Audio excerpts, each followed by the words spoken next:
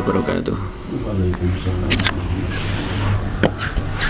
Al-Fatihah.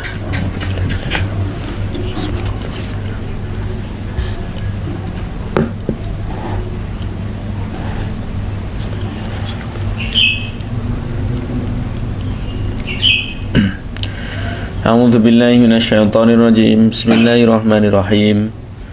Alhamdulillahirabbil alamin. Allahumma shalli ala sayyidina wa maulana Muhammadin wa ala alihi wa sahbihi wa sallim ajma'in. Amma ba'du. Ikhwah wa akhwati rahimakumullah, puji syukur alhamdulillahirabbil alamin. Kita diberikan kesempatan untuk berjumpa di pagi hari ini. Mudah-mudahan senantiasa dalam limpahan rahmat Allah, sehat walafiat, dan dalam kondisi yang bersemangat dalam kebaikan.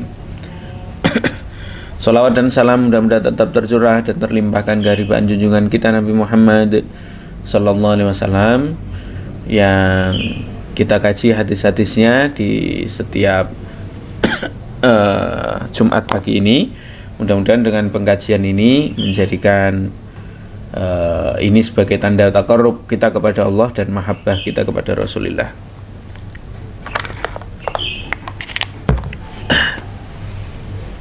Terima kasih Ustaz Tariq yang memfasilitasi ngaji kita di pagi hari ini. Ahlan wa sahlan Pak Musin, Pak Baharudin, Pak Hirman, Ibu Ima, Ibu Adel. Ahlan wa sahlan bihudurikum ajmain. Bismillahirrahmanirrahim. Babut tolaki. Bab ini menjelaskan tentang tolak. At-tolaku yang disebut dengan tolak huwa lughatan secara bahasa hillul wasaki.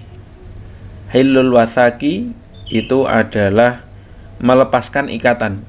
Wa syar'an, dan secara syariat itu adalah hillu uqdatut tazwiji, melepaskan ikatan pernikahan. Wa huwa lafdul jahili, dan tolak itu adalah lafadz yang diserap dari istilah zaman jahiliyah. Wa raddal islamu bitakririhi wattafaqu ala anna tolaka makruhun fi halatil istiqomatiz zawjaini. Warodal Islam, dan ketika datang Islam bitakririhi, dengan pengukuhannya. Jadi sebenarnya banyak juga kan hukum-hukum itu hukum-hukumnya orang Arab jahiliyah itu yang dilestarikan. Contohnya hukum kisos, membunuh orang yang membunuh itu kan menghukum mati kepada orang yang mati itu sejak dulu sudah ada. Terus kemudian dilestarikan dalam Islam. Terus istilah zihar. Zihar itu seperti orang mentalak tapi mengatakan kepada istrinya, kamu itu, kalau orang Arab itu kan begitu kan. Ini kan budaya, tapi kalau sudah keluar kata-kata ini otomatis sebenarnya dia itu dalam kondisi marah dan tidak mau dengan istrinya. Kau itu seperti ibuku. Kalau sudah engkau seperti ibuku itu sudah otomatis jatuh zihar kalau di Arab Saudi. Jadi kalau di Jazirah Arab itu sudah, yang namanya ibu kan tidak boleh disentuh gitu. Artinya tidak boleh digauli. Jadi itu sudah jadi. Nah, hal-hal itu banyak, termasuk tolak. Istilah tolak itu kan kalau dalam Islam itu kan furqah. Awalnya kan furqah. Furqah itu artinya berpisah gitu. Tapi terus kemudian bahasa tolak ini adalah bahasanya, kebiasaannya orang-orang jahiliyah. Nah, itu juga dilestarikan. Sekarang juga ada namanya hukum tolak. Bismillahirrahmanirrahim.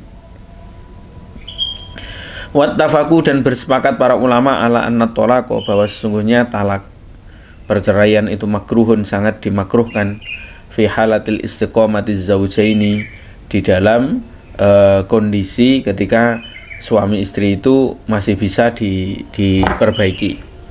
Ya, masih bisa, artinya dua-duanya dalam kondisi baik gitu loh. Bukan karena ada yang nusus itu mengarah ke perselingkuhan, mengarah kepada abadatil authan, yang satu itu syirik atau kufur, itu lain cerita. Tapi kalau seandainya itu jangan baik-baik saja, hanya masalah sepele, nah itu makruh. Balqola Abu Hanifah, dan berkata Imam Abu Hanifah bitahrimihi, mengharamkannya. Nah kalau Imam Abu Hanifah bahkan mengharamkannya, apalagi kalau masalah seumpama gara-gara beda pendapat, yang satu pengennya rumahnya menghadap ke utara, yang satu menghadap ke barat, nah gitu saja terus marah-marah, nah itu haram itu menurut Imam Abu Hanifah. Wattafaqu ala tahrimit tolaki fil haidi. Nah, wattafaqu, dan ulama bersepakat ala tahrimit tolaki, mengharamkan untuk menceraikan istri fil haidi, dalam kondisi haid, limadkhuli biha au fi tuhri jama'a fiha. Al-madkhuli biha, di mana seorang perempuan itu sebelum haid itu sudah dikumpuli, au fi tuhrin, atau ketika dia itu dalam kondisi suci, jami'in fi, di mana dia sebelum dia ceraikan itu, dia talak itu dalam kondisi setelah dikumpuli. Nah ini aneh kan, berkali-kali kita itu kejadian kan. Kesini ini ada beberapa orang itu menceritakan kasus, kadang-kadang orang itu tersulut emosinya setelah dia berhubungan suami istri, terus kemudian saya ceraikan istri saya, Ustaz. Kenapa? Habis berkumpul itu terus kemudian cerita macam-macam, terus kemudian menyinggung permasalahan, terus kita bertengkar setelah berhubungan badan itu bertengkar. Masya Allah, bagaimana caranya seperti itu? Tapi memang itu kejadian ini sudah sering.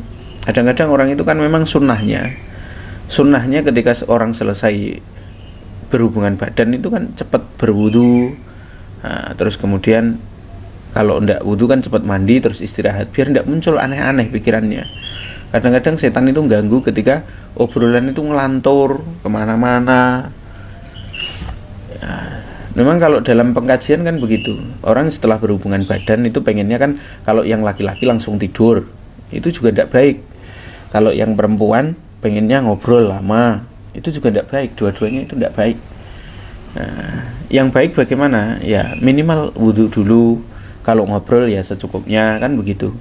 Yang lebih baik ya mandi, sekalian mandi gitu. Nah, ini kalau enggak itu bisa memicu, karena dalam kondisi junub janabah itu setan itu luar biasa, ganggunya luar biasa.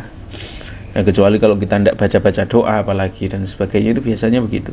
Banyak pertengkaran itu terjadi ketika setelah berhubungan suami istri itu tadi, pertengkaran itu bisa terjadi. Kondisinya kalau tidak cepat wudhu itu aneh-aneh, pokoknya mikirnya itu kemana-mana. Ya ini tadi sudah ada dalam kitabnya, itu sudah dijelaskan seperti itu. Ya, tidak logis Ustaz. Nah, tidak logis bagaimana? Itu kejadian seperti itu. Ya, nah ini umumnya seperti itu. Nah, Bismillahirrahmanirrahim. Illa annahu yaqamu wa kadzalika jam'it talaqi tsalasi. Illa annahu yaqamu wa kadzalika. Dan begitu juga dilarang orang itu mengumpulkan langsung talak 3. Yaqau ma'an nahyi an dzalika. Nahyu tahrimin, dengan larangan diharamkan, inda ba'dihim, menurut sebagian ulama, wa nahyu karahatin inda ba'dihim. Dan ada yang mengharamkan larangan karohah, makruh, inda ba'dihim, sebagian ulama. Nah, mengumpulkan talak 3. Saking marahnya sama istrinya, kemudian ngomong, wah sudah, kamu itu saya talak 3 saja langsung. Nah itu kalau begitu bagaimana? Itu menurut ulama haram, tidak boleh. Ya, terus kemudian bahkan ada yang memakruhkan saja, tapi yang lebih masyhur itu diharamkan. Tidak jatuh talak 3, hanya jatuh talak 1 itu. Nah, nanti kita bahas hadis-hadisnya. Bismillahirrahmanirrahim. Kita kembali lagi ke babnya ya. Ini tadi kan footnote-nya, keterangan kakinya. Bismillahirrahmanirrahim, halaman 231. Wa ani Ibnu Umar, dan diriwayatkan dari Ibnu Umar radhiyallahu anhu maqala, berkata Ibnu Umar, qala Rasulullah sallallahu alaihi wasallam, abghadul halali, perkara yang halal, ilallahi, di sisi Allah, itu at-talaqu. Abghadul halali, perkara yang halal yang paling tidak disukai oleh Allah, itu adalah at-talaqu, perceraian. Nah, makna tekstualnya perceraian suami istri. Makna kontekstualnya semua yang berhubungan dalam sebuah ikatan kebersamaan, ketaatan kepada Allah, terus kemudian berpisah. Itu Allah tidak suka. Nah, dalam hadis yang lain itu dikatakan seseorang itu boleh berpisah seumpama dalam organisasi. Dalam sebuah organisasi kemudian ada yang berselisih paham atau berbeda pendapat atau berbeda pemikiran, terus kemudian mau memisahkan organisasi tersebut. Itu hendaknya berpisahnya dengan baik-baik, tidak dengan cara tolak berpisah dengan hal yang buruk, itu tidak boleh. Sebagaimana dikatakan itu kan 7 orang yang dapat naungannya Allah itu kan sab'un yudhilluhumullah bidhillihim yauma la dhilla illa dhilluh. Itu adalah warajulani tahabba fillah. Salah satunya adalah 2 orang yang ngumpul karena Allah, berorganisasi karena Allah lillahi ta'ala. Wa tafarraqa lillah, dan dia berpisah dari organisasi itu juga karena Allah. Bisa jadi dia berpisah dari organisasi itu memang dia dipindah tugaskan. Bisa jadi dia memang kebutuhan untuk mengurusi keluarganya, seumpama pindah kota atau pindah negara karena orang tuanya berkhidmah kepada orang tuanya, atau melanjutkan studinya, atau melanjutkan ya pokoknya seperti itu, perjuangan-perjuangan yang lain. Nah itu boleh. Tapi kalau berpisah hanya karena masalah saya tidak cocok denganmu itu makruh, itu tidak dapat naungan. Kecuali kalau kita memang sudah pasti jika saya tidak cocok dengan organisasi ini, dalam artian kalau organisasinya itu menggiring kepada maksiat, nah itu boleh. Tapi kalau organisasinya itu masih baik-baik saja, nah, terus kita gara-gara tidak cocok terus kemudian pisah, itu tidak tepat. Itu Allah tidak suka gitu. Berpisahnya itu karena ada hal yang lebih baik gitu. Apakah pengembangan, apakah ada hal-hal kepentingan yang lebih penting daripada itu, ya boleh gitu loh. Karena ini kan berarti berpisahnya karena kebaikan. Berpisahnya yang dengan buruk itu yang tidak boleh. Kan di sini sudah berkali-kali kan di majelis itu. Di majelis itu kan ujiannya juga banyak. Beberapa kali ketuanya majelis di sini kan juga begitu. Nah, ada masalah sedikit dengan sesama anggota majelis terus tidak mau hadir di majelis, tidak mau ngaji. Nah, padahal dia orang hebat, di luar sana itu kelihatan benar-benar hebat beliau itu. Ya, mau diapa ya begitu. Nah, jadi keakuannya lebih tinggi sehingga dalam mencapai keberhasilan dalam hidupnya, baik dalam keluarga, sosial maupun karir, itu susah. Yaitu tadi tangfir, lari dari yaumaz zahfi istilahnya itu, lari dari medan perang itu tidak disukai oleh Allah, sehingga kualitas hidup itu tidak segera meningkat. Tidak usah kita itu memaksakan diri untuk pindah. Kalau memang Allah itu menghendaki kita pindah, kita akan dipindahkan. Kita hanya perlu memastikan bahwa pindahnya itu karena kualitas, bukan karena sebuah masalah. Sama seperti dalam kehidupan berumah tangga ini tadi. Allah itu tidak suka sekali seseorang itu yang bercerai, dan perkaranya itu yang remeh-temeh. Masalah nafkah itu termasuk remeh itu sebenarnya awal-awalnya. Masalah-masalah yang masih sepele-sepele. Nah, kadang-kadang kan aneh. Ya, jadi nafkah itu kadang-kadang ibu ya merasa kurang. Liungfik du sa'atin min sa'ati itu kan kadang-kadang perempuan itu memang kalau nafkah kan memang dia melihat lingkungannya. Standar nafkah itu kan sebenarnya hanya 3 kan. 1, ada tempat tinggal, entah itu ngontrak atau entah itu rumah sendiri, kan sudah ada tempat tinggal yang menaungi dia dari panas dan hujan kan sudah. Yang kedua, malbas, pakaian yang menutupi aurat. Nah sekarang kan kalau tidak diberikan baju gamis banyak-banyak marah-marah, mana baju pestaku. Ya itu diantara jamaah juga begitu, ya Allah. Nah terus kemudian makanan itu yang mencukupi minku di baladi, makanan pokok. Nah sekarang kan ibu-ibu kadang-kadang nuntut, kapan kita pergi ke pantai, kapan kita makan enak, kapan kita pergi. Ya kadang-kadang kalau tidak dituruti juga ribet. Ya itu sebenarnya hal-hal yang seperti ini remeh-temeh. Karena kita sudah belajar betul-betul kan, hidup ini kan tidak lama gitu loh. Saya ini sudah melewati 30 lebih aja, perasaan ini kayak kemarin kok. Perasaan kemarin baru SD, sekarang saya sudah 30 lebih. Anak saya sekarang SD. Jangan-jangan 30 tahun ke depan atau 40 tahun ke depan itu juga begitu. Nah, kalau kita isinya itu hanya isi untuk sekedar jalan-jalan, kita isi hanya sekedar untuk makan-makan, tidak diisi untuk belajar, tidak untuk mengajar, untuk berkarya, untuk ya habis hidup ini untuk hal-hal yang tidak penting. Padahal ada kehidupan yang lebih panjang setelah ini kan begitu. Jadi seseorang itu yang bisa memikirkan masa depan yang panjang, emosinya itu tidak gampang meletup-letup, sehingga dia itu akan lebih bijaksana. Saat dia bijaksana itu tidak akan gampang ngomong pisah, gitu loh ya. Organisasi, saya tidak cocok, pindah saja. Nah, itu tidak dewasa sekali hal-hal seperti itu. Nah, itu ya. Jadi sindirannya Allah lewat Rasulullah dikatakan sesuatu yang halal sebenarnya halal. Hanya Allah tidak suka. Itu adalah perpisahan. Baik perpisahan dalam keluarga, ini terutama spesifiknya dalam urusan rumah tangga. Rawahu Abu Dawud wa Ibnu Majah wa sahahahu Al-Hakim wa rajahahu Abu Hatim irsalahu. Ahlan wa sahlan, saya sapa yang bergabung lagi. Ibu Ole, Kak Asdi, Kak Nita, Kak Yus. Ahlan wa sahlan bikum. Bismillahirrahmanirrahim. Hadis berikutnya wa an Ibnu Umar, dan diriwayatkan dari Ibnu Umar radhiyallahu anhuma annahu, bahwa sesungguhnya Ibnu Umar itu pernah satu hari itu tolako menceraikan imro'atahu, istrinya, wahiyah haidun, sedangkan dia itu dalam kondisi haid, fi ahdi Rasulillah, di zaman Rasulullah sallallahu alaihi wasallam. Fasa'ala, kemudian bapaknya Ibnu Umar itu bertanya, Umar Rasulullah kepada Rasulullah sallallahu alaihi wasallam anzalika, dengan kondisi itu.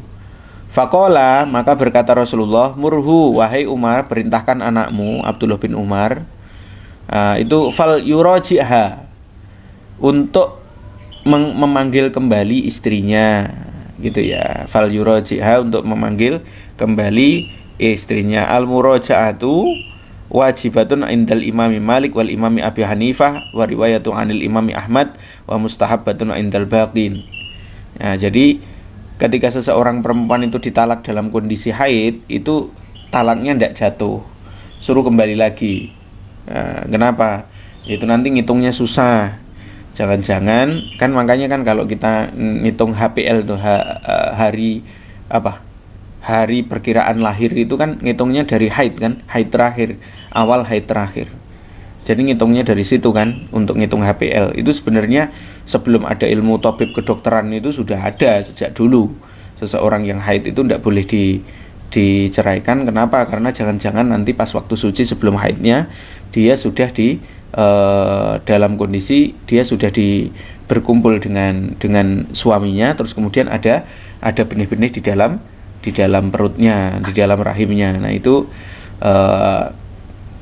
seperti itu. Nah, itu khawatirnya seperti itu. Makanya Rasulullah sudah melarang sebelum ada, kembali lagi, sebelum ada ini hitungan HPL para dokter, itu Rasulullah sudah punya hitungan itu. Nah, ya. Summa liyumsikha hatta tadhura.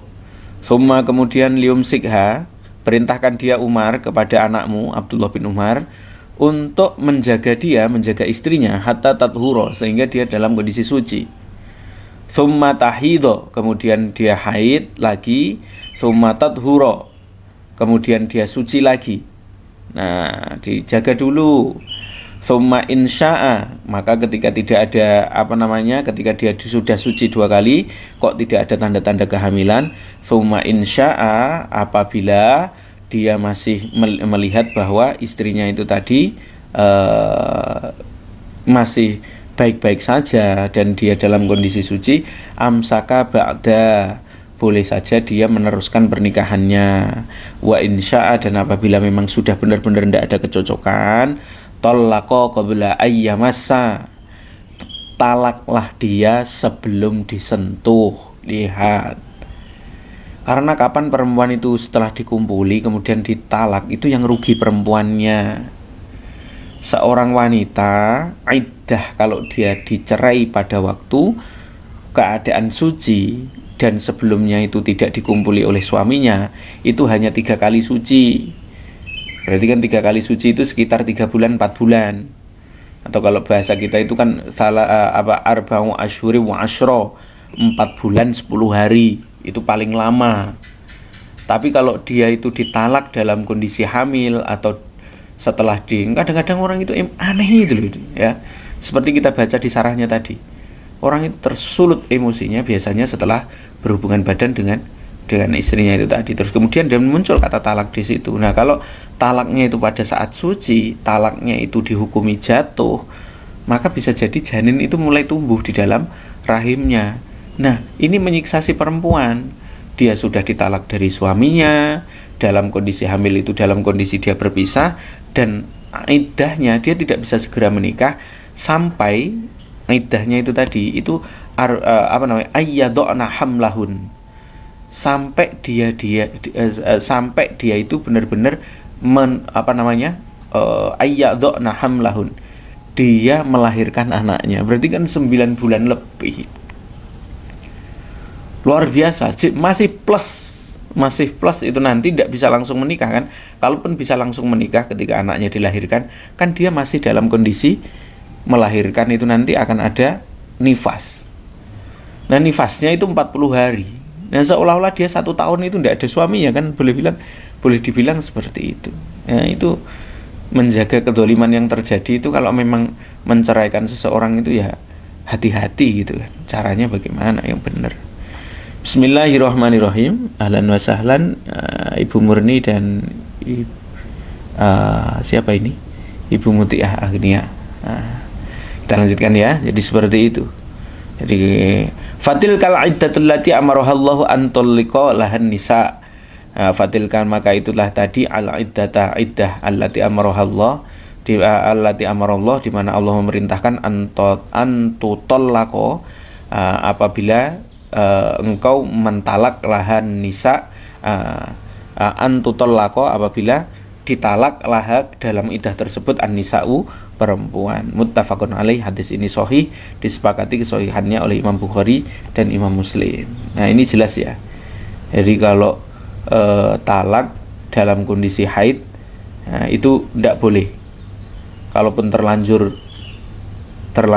sudah talak, nah untuk kehati-hatian tidak boleh dikumpuli sampai 3 kali suci.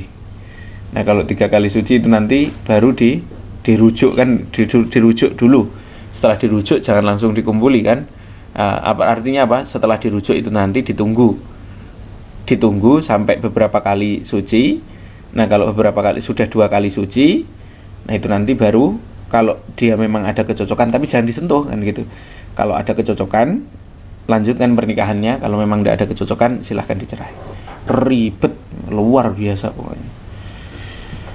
Nah, nikah itu ribet sebenarnya, tapi lebih ribet itu cerai. Coba kalau ke KUA, ke pengadilan agama, mediasinya berkali-kali itu. Jadi kalau orang cerai itu ribet, memang diribetkan. Oh, setan itu paling seneng kalau seseorang itu cerai. Itu pora-poranda keluarga itu. Nah, kita lanjutkan. Wa fi riwayatin li Muslimin, dan di dalam riwayatnya Imam Muslim. Murhu fal yuraji'ha thumma yutalliqha tahiran aw hamilan. Murhu, maka perintahkanlah kepada anakmu, yaitu Abdullah ibnu Umar, fal yuraji'ha, untuk merujuk si istrinya tadi yang ditalak dalam kondisi haid.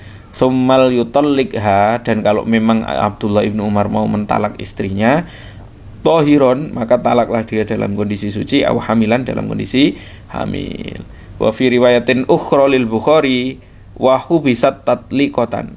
Wa hubisat, dan meskipun dia itu tadi, apalagi namanya ketika haid sudah terlanjur mengucapkan talak, itu masuk kategori talak 1. Ribet ya. Ribet sekali kayak umuran ini. Wa fi riwayatin, dan dalam riwayat li Muslimin, punyanya Imam Muslim, qala Ibnu Umar, amal anta, adapun engkau tolak taha wahidatan awithnataini. Nah, apakah wa fi riwayatin li Muslimin qala Ibnu Umar, berkata Ibnu Umar, amma anta, apakah engkau tolak taha, engkau telah mentalaknya wahidatan sekali, awithnataini, atau 2 kali. Fa inna Rasulullah, maka sesungguhnya Rasulullah sallallahu alaihi wasallam, amaroni memerintahkan kepadaku an uroji'aha untuk merujuknya, summa umsikaha hatta tahido haidotan ukhra. Summa umsikaha, kemudian aku menjaga dia hatta tahido, sehingga istri saya itu haid lagi, haidotan ukhra, dengan haid yang berikutnya. Jadi kalau merujuk itu suruh saya menjaga, tetap memberikan nafkah sampai haid berikutnya. Jadi 2 kali haid, 2 kali suci. Kalau jelas-jelas di situ itu sudah tidak ada kecocokan, ya sudah dilepas gitu. Summa umlikaha hatta tadhuro, summa tollakoha qabla an amassaha, summa utolliqoha qabla an amassaha, summa umhilaha, kemudian aku membiarkannya hatta tadhuro, sampai dia suci. Artinya membiarkan itu tinggal di rumahku, makan dengan makananku, tapi saya tidak sentuh. Summa utolliqoha, kemudian aku boleh mentalaknya qabla an amassaha, sebelum saya menyentuh dia ketika dia masuk suci, ya gitu loh. Wa amma anta, adapun engkau, tolak, wa amma, dan apabila engkau tolak taha, sudah terlanjur mentalaknya salasan 3 kali, faqad asaita rabbak, maka sungguh engkau itu telah bermaksiat kepada Allah, fima amaroka, dalam hal yang diperintahkan kepadamu, bihi, atas pernikahan tersebut, min tolaki imro'atika, dari masalah mentalak perempuan. Jangan langsung 3, semarah-marahnya laki-laki itu kan, ya itu adalah yang paling jagoan di antara kita, itu adalah orang yang bisa menjaga diri dari kemarahan kan. Wa rajulun syadidun man amsakan nafsahu indal ghadab, kan begitu. Laki-laki yang jagoan betul-betul itu adalah laki-laki yang bisa menjaga dirinya saat dalam kondisi marah. Itu. Nah, kalau bisa tinju itu kan memang bawaan. Kita ini sebagai laki-laki, Masya Allah. Itu ada makalah dalam Nasaihul Ibad. Minuman yang paling Allah sukai. Minuman. Bukan aneh kan? Jadi masyrobatu mahabbatan indallah. Minuman yang paling disukai oleh Allah, yang dihidangkan oleh laki-laki, itu adalah ketika seorang laki-laki itu dia ridho untuk menelan kepahitan hidup dan dia bersabar dengannya. Seorang laki-laki yang bersabar dengan istrinya, seperti Nabi Nuh yang bersabar dengan istrinya, seperti Nabi Lut yang bersabar dengan istrinya, menelan pahitnya hidup. Dia tidak pernah menceraikan istrinya, dia bersabar untuk tetap menasehatinya, mengurusinya dan sebagainya. Itu Allah ridho sekali. Makanya ada namanya Syekh Hamid Abdillah di Pasuruan, itu kan pondoknya besar, min kibaril aulia, termasuk wali-wali. Kalau kita berbicara tentang kewalian kan, kalau kita berbicara tentang orang soleh yang soleh sekali, beliau itu diuji oleh istrinya. Jadi seseorang itu kalau diuji istrinya baru dia sabar, tidak mungkin tidak jadi orang hebat, tidak mungkin tidak jadi orang besar, itu tidak mungkin. Seperti Rasulullah yang diuji dengan istri-istrinya juga, termasuk diuji dengan Aisyah yang rewelan, suka banting piring, memecahkan piring, itu Sayyidah Aisyah. Kalau lihat, makanya kalau kita ngaji itu kalau mau detail-detail akhlak-akhlak istrinya Rasulullah itu bakal tahu kita. Istri kita itu tidak seberapa. Ngambeknya Sayyidah Aisyah itu luar biasa. Ya, di antaranya begitu. Aja'atki syaitanuki ya Aisyah. Sampai satu Rasulullah itu pulang malam terlambat, dikira singgah di istri-istri yang sebelumnya. Itu dalam Sahih Muslim. Rasulullah dijambak rambutnya, dipegang begini, basah apa tidak? Ini kalau basah jangan-jangan singgah di tempat istri yang lain. Sampai Sayyidah Aisyah itu seperti itu. Ditanya sama Rasulullah, aja'atki syaitanuki ya Aisyah.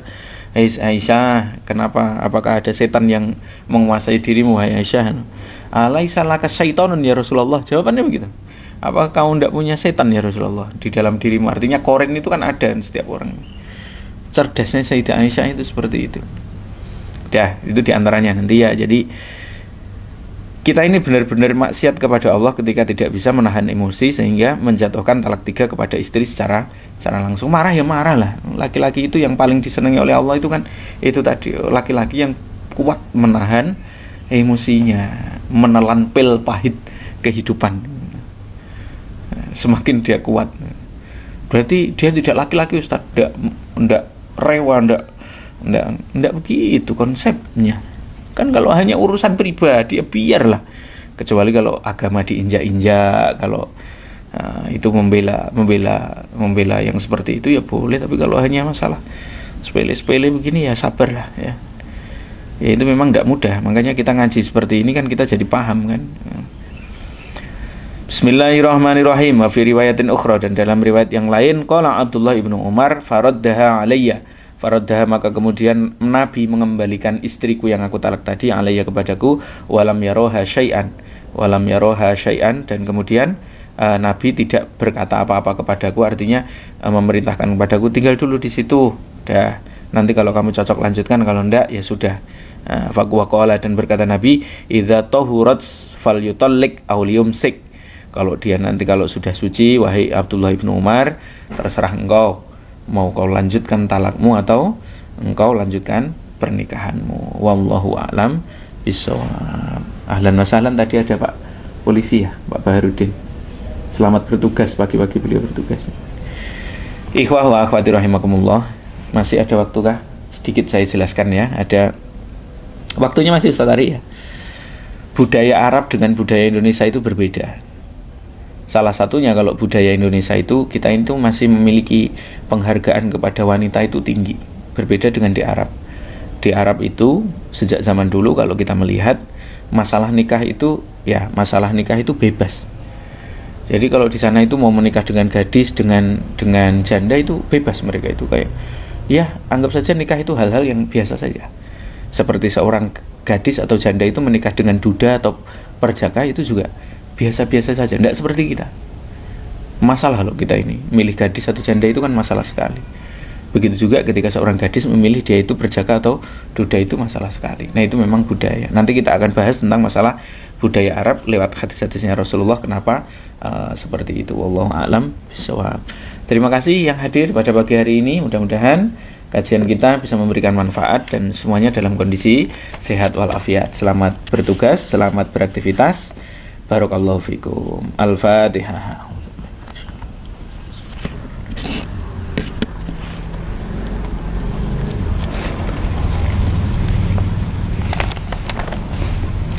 Subhanakallahumma wa bihamdika asyhadu an la ilaha illa anta astaghfiruka wa atubu ilaik. Walafu minkum. Assalamualaikum warahmatullahi wabarakatuh.